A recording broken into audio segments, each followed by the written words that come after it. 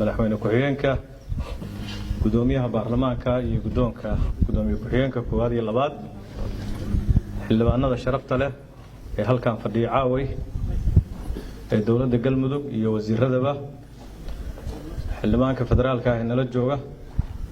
iyo khiyaarta kale ee marti sharafta howlwadanada madaxtooyada dhammaantiin salaamu calaykum waraxmatullaahi wabarakaatuh. runtii caaway aad baan ugu faraxsannahay waan uga mahad celinaynaa madaxweynaha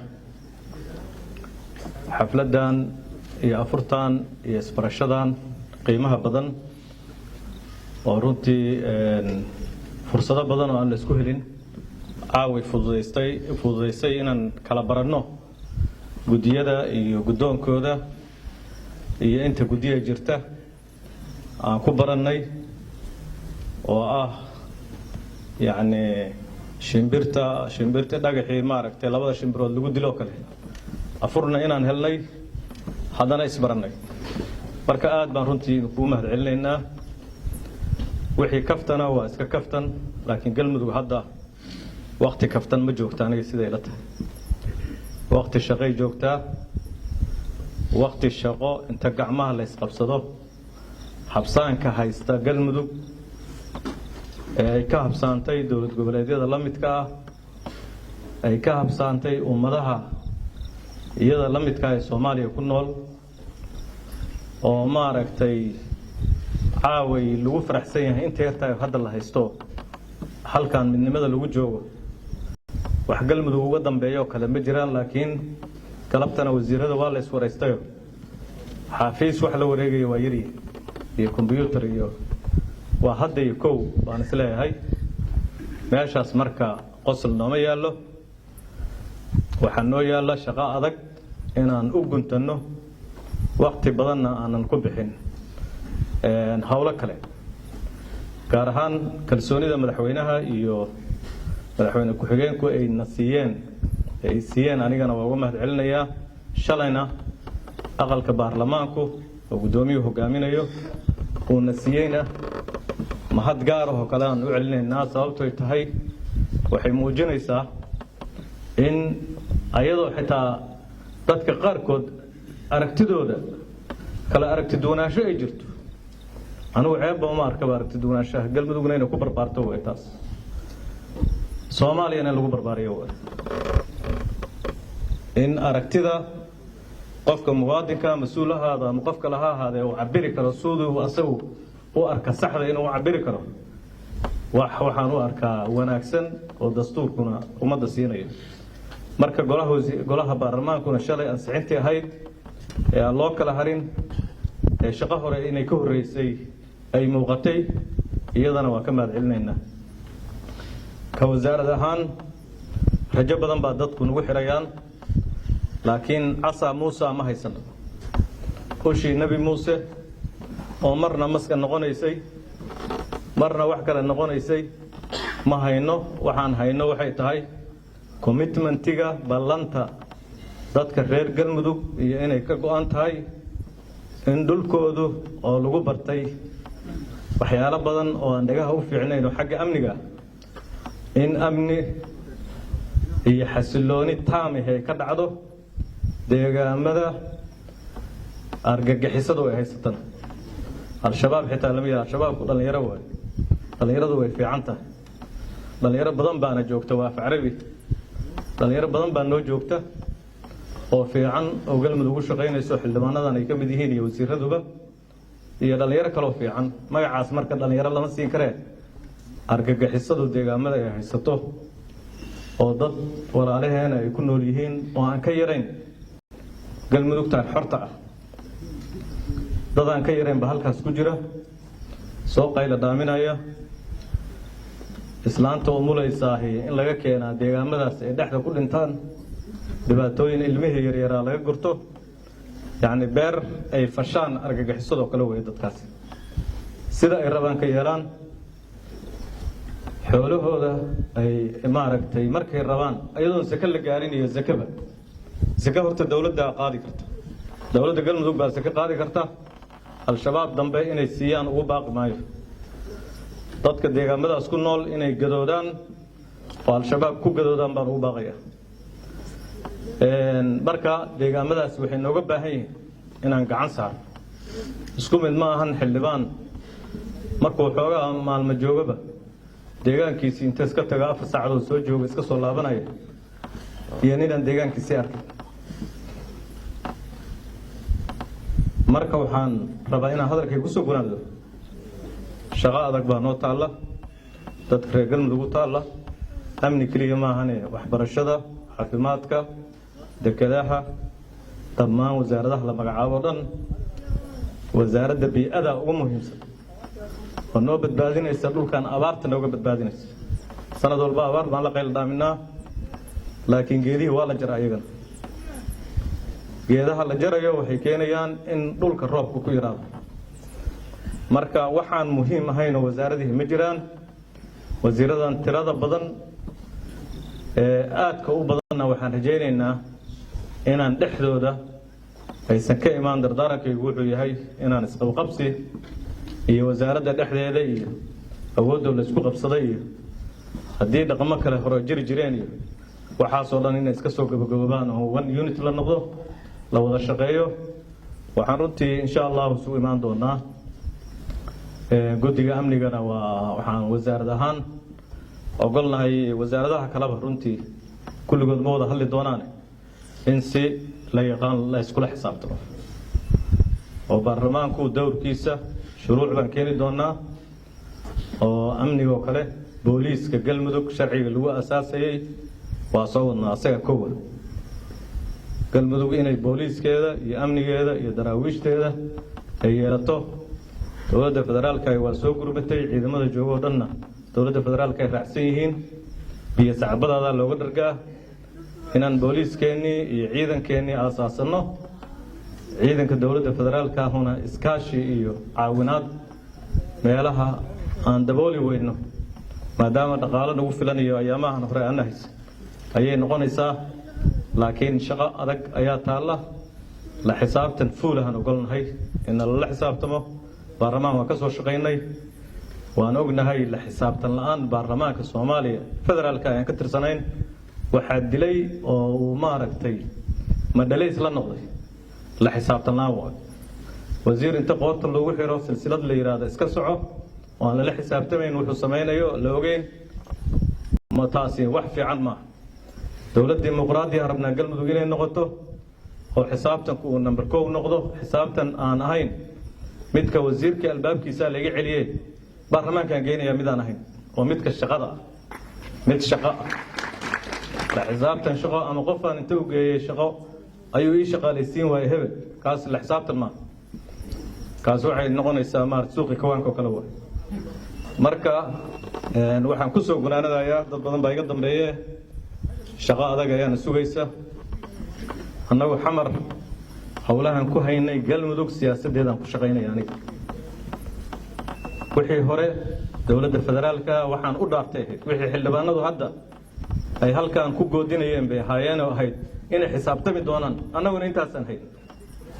intaasaan xagga ku haynay inaan xisaabtanaa rab oo xukuumaddii aan ansixinay aan la xisaabtano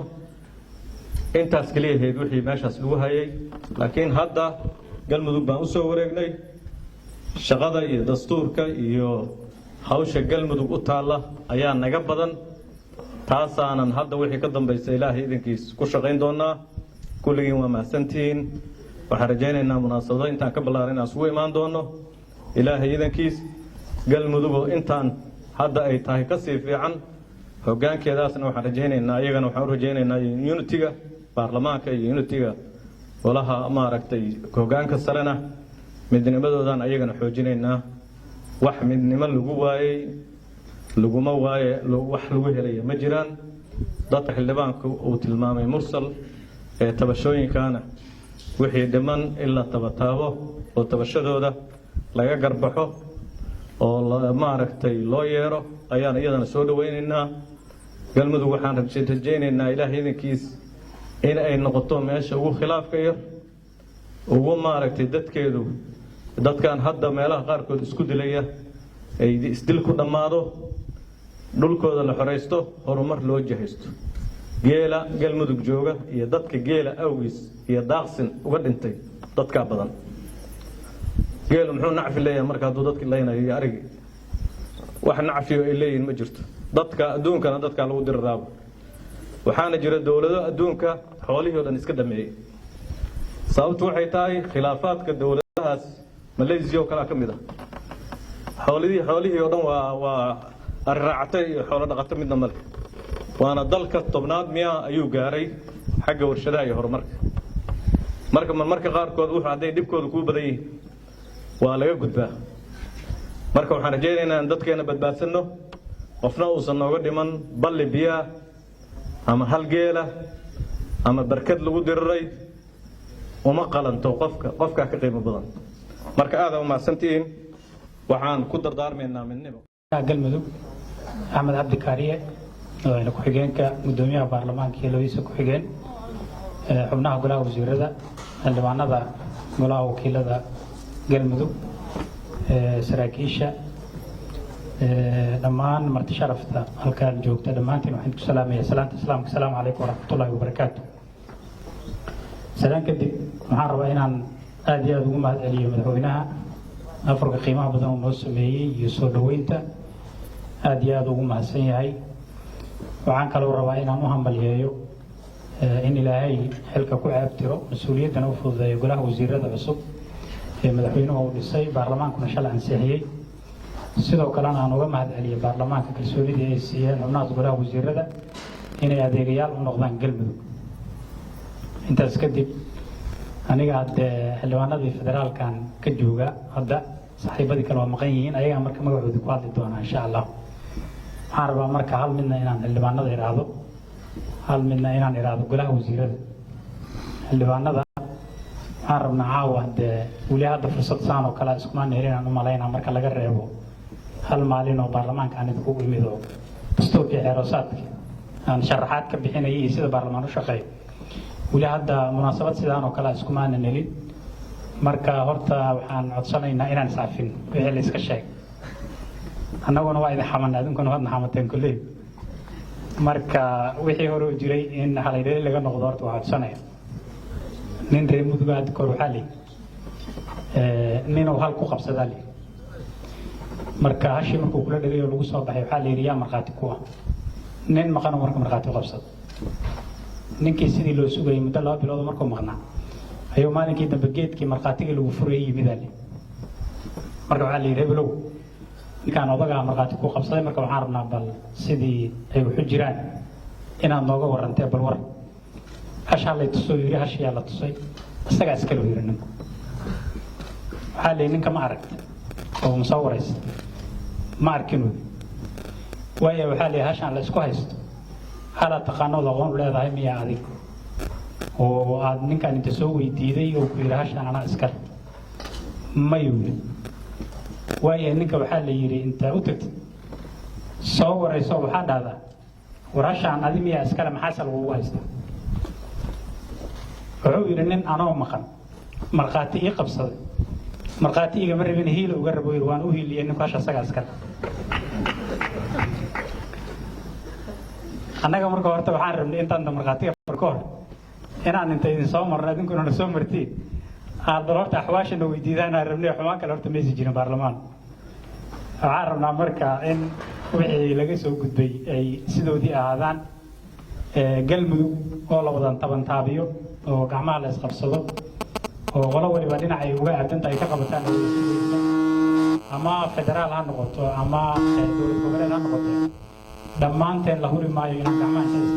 isqabsanno galmudug la tabantaabiyo intaas waa ii dheer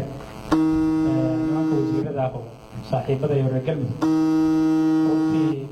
marka laga hadlayo galmudug meeshaan waxaa la sheegaa inay ka jiraan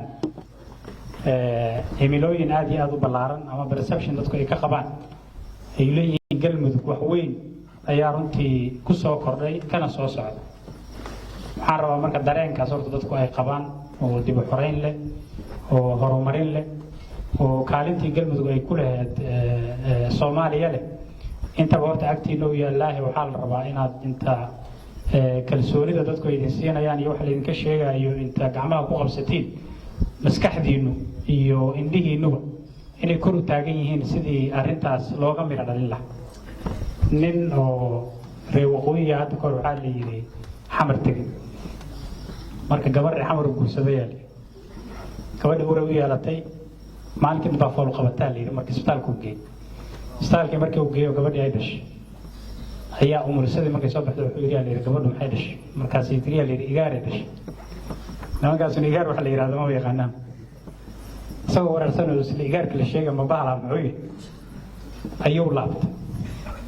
gurigiisa markuu tegey ilaan gabadhii isbitaalka ku jirtaa weli lama soo bixin ayuu mid saaxiibkiisoo ayaan joogay wuxuu is yiri malaha asagaa kaaga ogaalsan oo xagga iskala yimaadeen bal weydii wax igaar loola jeedo malaha nin hadda saas magaalada inta ugu faalalay si fiican u fahmay lahjada meeshaan ka jirta ma ahayn markii uu weydiiyo yiri igaar maxaa loola jeedaa islaantii igaar ay dhashaa la yiri iyo wuxuu yiri waxaan u malaynaa yiri markuu ugu yar yahay inuu yahay libaax 3 jir galmudug horta marka waxa laga sugaay markay ugu yarta waa libaax 3 jir ah waxa la rabaa waxa la idinka sugaay inta kor u fiirideen insha Allah rabitaanka dadka iyo sida ay wax doonayaan inaad adinku inta ula tacabirtiin la isku dayo boqolkiiba boqol yaan la gaarsiinin haddii boqolkiiba 50 ama boqolkiiba 60 la soo gaarsiiyo waxba la soo qabtay kuwa kala si dhamaystiri dooneen adinkuna inaad mas'uuliyad gaar iska saartiin insha Allah hadii alla yiraahdo annaga galmudug tabanteedii iyo wixii karaankeenna inaan la qabano heer federaal oo xuquuqdeeda u doonno diyaar aan u nahay insha Allah hadii alla yiraahdo madaxweynuhuna asaga nagu hogaami doona waxaan rajaynaynaa insha Allah wixii hadda ka dambeeya midnimo iyo horumarka galmudug inaan ka wada shaqeyn doono insha Allah sidaan u idinay aad iyo aad u mahadsantahay assalaamu calaykum waraxmatullaahi wabarakaatuh meeqaamku halkaan ku fadhiyo oo ugu horeeya madaxweynaha iyo gudoomiyaha baarlamaanka mar kastana waa idin xasuusiyaa gudoomiyihii baarlamaanka iyo ku-xigeenkii oo fadhiya halkaan soo istaaga waa qundadii haweenka waa idin xasuusinaya alxamdulillaah ilaahay bay mahad u sugnaatay galmudug sanadkan waa galmudug cajiib ah full of surprise kasoo bilow xildhibaanadii waxaa soo baxay xildhibaano aqoon-yahaniin ah dhalinyaro ah qurbaha iyo maaragtay xamar iyo daafaha gobolka iyo maaragtay Soomaaliya waaxeeda dhan ku kala maqnaa iyo in joogtayba odayaashii horena waxaa soo noqday rug cadaagi surprise ay ahayd gudoonkii baarlamaanka sidoo kale waxaa noo xigtay madaxweyne ku-xigeenkii ayagana surprise kala ahaa waxaa kaloo ku xigsamay haddana inuu madaxweyne ku-xigeenkii ay la yimaadeen aqoon-yahaniin magac dheer bulshada Soomaaliyeed oo dhan iyo ajaanib iyo inta Soomaaliya danaysa ay yaqaanaan intooda badan aniga kaliya surprise kuma ahayn idinkana idinkuma ahayn adduunka oo dhan bay ku ahayd full of surprise kale ayay noqotay waa ku ammaanayaa madaxweynaha iyo madaxweyne ku-xigeenka dadka ay soo xusheen waxaa kaloo haddana ku xigsatay wasiiradii ku-xigeenada ahaa iyo wasiir dowladihii inay haddana sidii oo kaleeto halkii la marsiiyey ayagana dad tacliin leh oo aqoon-yahaniina oo meeqaam iyo mag ku dhex leh bulshada inay noqdaan oo qof kasta oo wax tabanayay intuu gadaal u fariisto uu dhaw alla ilaahay booskaas waa u qalmi qofkaas in la geeyay rabtaba ahaatee waxaan ku ammaanayaa madaxweynaha iyo madaxweyne ku-xigeenka hawshaas quruxda badan ay qabteen waxa iyadana mudan in la xuso oo full of surprise kala ahayd dadku waxay isla dhex marayeen yaa la weydiiyey wasiiradan yaa soo xulay xagee ka yimaadeen wadankaba ma joogaan baarlamaanku ficil noocee buu soo celin doonaa dhacdooyinkii hore ayagoo xusaya oo hore u dhici jiray maalintii ugu dambeysana another full of surprise ayay baarlamaanka keeneen cod aqlabiyad leh ayay ku codeeyeen waxay ahayd ayadana mid kale oo la xusi karo oo galmudug guul kale u soo hoyatay halkaas marka waxaa ka soo baxday oo ayadana meeqaam kale ahayd oo surprise dadka kale ku noqota waxay ahayd xildhibaano galmudug ay dirsatay oo dawladda federaalka inay ka soo qaybiyaan u soo dirsatay haddana xukuumadda inay ka soo dhex baxeen baahi jirta darteed waa ugu hamleeyay ayagana isku soo duub galmudug full of surprise waxaa looga fadhiyaa hawl full of surprise ah ayadana inay la yimaadaan dardaaran ayay naga tahay inaad la timaadaan hawl meeqaam iyo miisaan leh oo galmudug baahideeda soo dhamaystirta meeshaan ciyaar ma taalo sheeko ma taalo maal raadis iyo waxaana waaba la iskala soo tago waa arki kartaan hawsha meesha marayso waxaa loo baahan yahay wax la taaban karo in la qabto waxaan soo dhaweynayaa baarlamaanka kalfadhiyadeeda xildhibaanadii naga maqnaa oo dib noogu soo laabtay waxaan leeyahay soo dhawaada ku soo dhawaada baarlamaankiina guddoonkii aad doorateen madaxweynihiina iyo madaxweyne ku-xigeenkii iyo golihii xukuumadda oo idinka aan ansixiseen ku soo dhawaada waxaan kaloo ayagana soo dhaweynayaa xildhibaano cusub oo ku soo biiray oo xildhibaanadii ka tanaasulay maxaa la yiraahdaa xilkoodii oo ay u socon weysay inay shaqada sii wadaan ku bedelay booskooda ayagana waa u mahad celinayaa waxaan leeyahay soo dhawaada ku soo dhawaada baarlamaanka waxa haddana looga fadhiyo ee nala ka sugahayo ee bulshada aad aragteen halka ay marayso maanta dhibka ay ku jirto iyo maaragtay cuduradan isdaba ordaya iyo baahida iyo dhismo la'aanta iyo tacliinta yar iyo yacni ma taaban karo amniga wax kasto aad arkaysaan hanka la idiin hayo inuu idinka soo muuqdaan rabnaa haddii ilaahay yiraahdo aad la soo baxdaan xukuumadda cusub maadaama uu madaxweynihii idiin dhiibtay oo idiin dhiibay wakiilkii isaga loo dhiibay oo yiri raggan baa ku filan god kastoo loo baahnaa in la geli karo please don't let him down madaxweynaha halala shaqeeyo madaxweyne ku-xigeenka halala shaqeeyo baarlamaankana tuhun waxba ma jiro siday idinkugu codeeyeen ayay gacanta idinkugu taageen ayay idinla shaqayn doonaan haddii aad qaadataan wadada fiican oo hufnaanta iyo heelanaanta aan anagu madaxweynahan ku dooran idinkana idinku dooran ay idinkana dhinaciina u bilowdaan khilaaf ma imaanayo galmudug intaas ogaada haddii shaqada laakiin ay timaado qofba inuu diyaarad iska raaco madaxweynihii aad niyad jebisaan annaga idin doorana niyad jebisaan shacabkii niyad jebisaan waxaan noqonaynaa dad kala daatay iyo shaqo xumi halkaasi ka soo baxaysa waxaa farxad leh caawa inaan wada joogno inta naga maqan ay dabcan daawan doonto oo maaragtay falaadyada xiran dartood u maqan gudiyadii aad la shaqayn lahaydeen horaan u dhisanay ka baarlamaan ahaan maantay gudoomiyaha iyo gudoomiye ku-xigeenka iyo gudiyada joogtada ah waxaan ku ammaanayaa baarlamaankeena baarlamaan frame uu leeyahay ama shaqo uu leeyahay ama xafiis laga rabay inuu sameeyo oo aan noo dhisnayn ma jiro wuu noo dhisan yahay afartii bilood oo aan shaqaynayna wax walba oo baarlamaan looga baahan yahay iyo shaqo walba oo looga baahan yahay iyo qorshihii 4 sano ee baarlamaankan uu jiro ay ku shaqayn lahaayeen way diyaarsan yihiin sidii la idin la xisaabtami lahaa way diyaarsan tahay sidii la idin la shaqayn lahaana way diyaarsan tahay sidii la idin tusi lahaana way diyaarsan tahay dabcan kaliya maaha in la idin garaaci doono maaragtay budad la idin haysto darbiyada la idin kugu jira saa maahan waa la idin la shaqaynayaa wixii la idin la sixi karo waa la idin la saxayaa wixii u baahan inaad aan gacan ka geysanina waa ka geysanaynaa waxaa la rabaa si garba siman ah oo wada jir ah oo walaaltinimo ah oo samata bixinta galmudug ah inaan loo wada shaqeeyo oo aan gadaal la isku fiirin oo aan garab la isku fiirin ogow qabaa'ilada meeshaan degan kulligood waxbay qaybsadeen wax qaday ma leh hadduu qof qaday micnaheedu maaha qabiil inuu qaday si wada jir ah oo sharaf leh oo wanaag leh in halkaa looga sii wado ayaan idinka codsanayaa kuna soo dhawaada dowladda galmudug oo uu hogaaminayo madaxweynuhu idinkana shaqada la idinkaga fadhiyo meeqaam walba aad ku fadhidiin kuwiina maqan iyo kuwiina jooga shaqaalaha sida quruxda badan hawshaan u soo maamulayna waa u mahad celinaynaa madaxweyne aad ayaad u mahadsan tahay xafladan munaasabadan caawa waxay noo ahayd in la isku barto golaha wasiirada cusub iyo baarlamaanka galmudug isku bartaan inta joogta oo runtii aan isleeyahay tiro yar baa ka maqan in la isku barta kadib sidoo kale waxaan iyana ka caawa ku saabsaneed xafladan inaan u mahad celiyo guddoonka baarlamaanka iyo xildhibaanada sharafta leh sidii ay hawshii muddadii ay jireen u soo qabteen u soo dhabar adeygeen oo ay ugu dambeysay inay shalay ansixiyeen xukuumaddii aan u soo xulnay ee aan u soo jeedinay inaan uga mahad celiyo aad iyo aad xildhibaanada sharafta u mahadsantihiin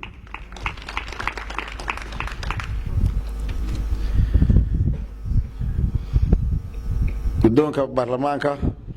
iyo xildhibaanada sharafta leh wixii caawa ka bilowda sidii horeba loo sheegay xukuumad dhinac walba laga soo xulay dhinac walba laga fiiriyey runtii tayo iyo hufnaan iyo karti leh aanan ku kalsoonahay inay ka soo bixi doonto waxa intaan sheegayno ayaad shalay meel mariseen la xisaabtankeeda iyo korjoogtaynteedana way idin bilaabatay waana idin bilaabanaysaa insha Allah isbarasho ka bacdi waxaan isleeyahay xukuumaddaasi waxay tahay xukuumad aan xamar degayn wasiirre aan xamar degaan oo ahayn wasiirre aan dibadda aadayn inay shaqo u aadaan maahan waxaan idin keenna wasiirro golo wasiirro oo marka ay safrayaan u baxaya safar shaqo oo kaliya inta xamar la deganaado maalin un imaan mayaan galmudug haddii ilaa yidhaahdo sidoo kale waxaan mar hadda galmudug ku badnaa jirtay in xamar iyo intay u sokoyso la joogee aniga halkan waxaan joogaa 5 bilood iyo xoogaa hal maalinna ma tegin xamar marka madaxweynahana sidaas oo kalena waxaan leeyahay iyo madaxweyne ku-xigeenku xamar ma deganaa doonaan haddii ilaa yidhaa halkaas waxaa ka cad galmudug in si dhab ah loogu shaqaynayo waxaa lagu xama jiray galmudug dowlad goboleedyada midda xamar ugu furan oo ugu dhow waa galmudug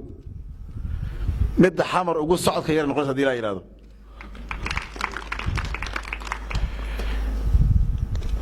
hawl badan baan sugaysa sidii la sheegay wada dheer baan u soconaa insha Allah ilaahay idinkii waan ku guuleysanaynaa waxaan rabnaa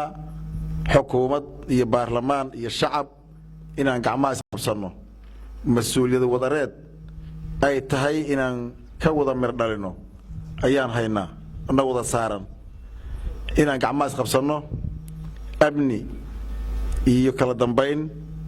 aan ku soo celino dhammaan haddii ilaa yidhaahdo deegaanada galmudug oo aan cadowga argagixisada ah dhulka ay la hareen waxbarasho u diideen caafimaad u diideen horumar u diideen xorriyad u diideen inaan ka xoreyno insha Allah taala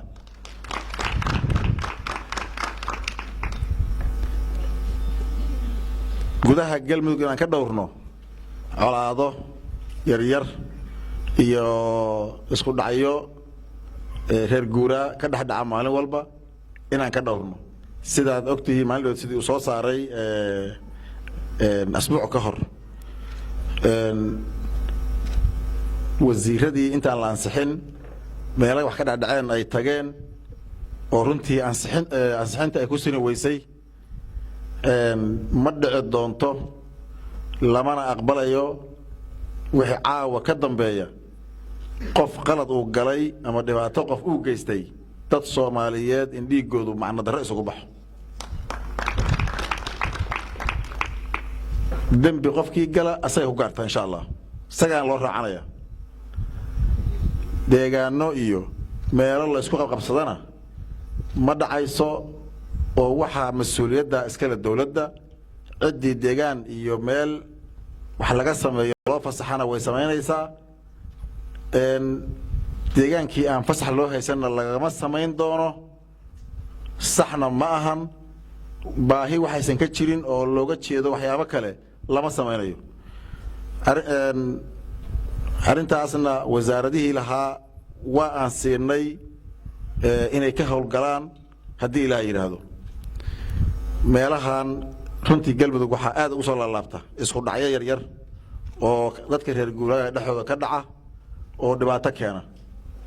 taasna waxaan rabnaa inay ku istaagto oo ay ku dhammaato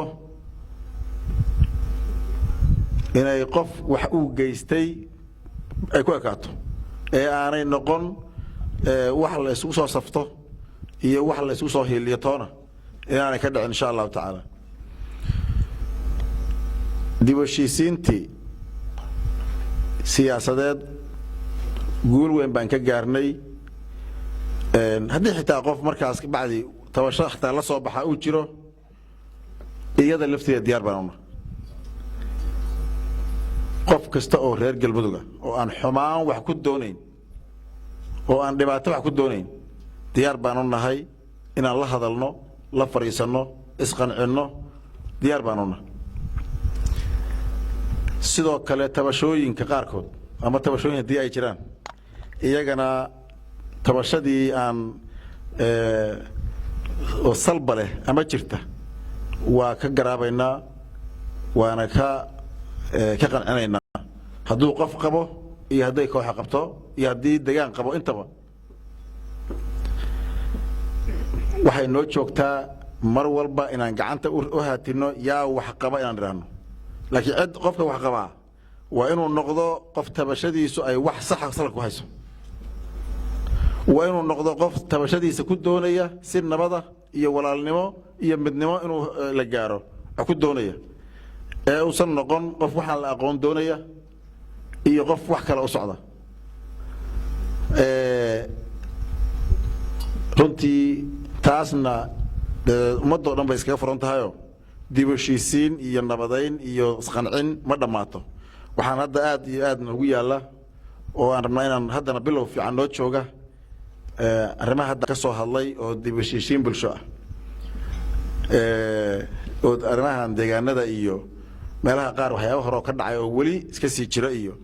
isku kalsoonidii iyo is-aaminaadii oo yaraatay dadka qaarkiis meelaha deegaanada qaarkood iyadana waxaan rabnaa inaan si dhaba u guda galno haddii ilaa yidhaahdo wasaaradda arrimaha gudaha waa haystaan ogolaanshaheedii iyo ka howlgelideedii waa u idanay inay gacanta hoos u geliyaan caawa ka bacdi ilaah idankii waa shaqo waa hawl waa horumar dhinac walba wasiiradana xildhibaanada la xisaabtama sida aad guddiga u kala tihiin ula xisaabtama u dabagala isla xisaabtan saxa oo ka turjumaya dowladnimada iyo mas-uuliyadda iyo hawshan hortaalla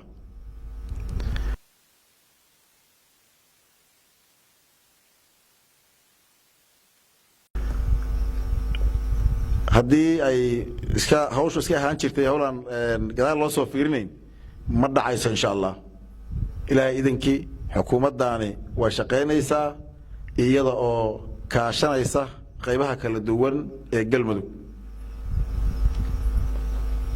guul iyo horumar iyo barwaaqa noo ballana insha allahu tacaala caawa waxay noo tahay habeen dardaaran habeen xukuumaddiina lasoo meel mariyey baarlamaanka iyo xukuumaddiina isbarteen guddiyadii iyo shaqadii say wasaaradda u kala lahaayeen ay isbarteen lagu kala baxay hawshaas meelaha qaar waxaa laga xusay wasiiradu xafiis iyo wax ka horeeyey ma dhaxlin meel bannaan iyadoo ahaan insha allah waxaan ka aan hadda asaasaynaa wixii aan la dhaxlin wasaaraddii wax dhaxashayna oo xafiis iyo dhaxashay agab u timidna